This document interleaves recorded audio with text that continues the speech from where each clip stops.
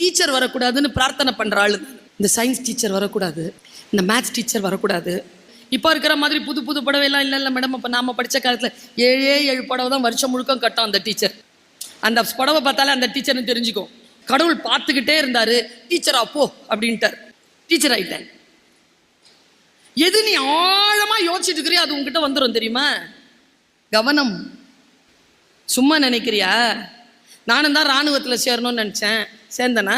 Police ஆகணும்னு நினச்சேன், ஆனனா? எத்தனை பேருக்கு இங்கே கார் ஓட்டணும்னு ஆசை கிடைச்சிருது தெரியுமா?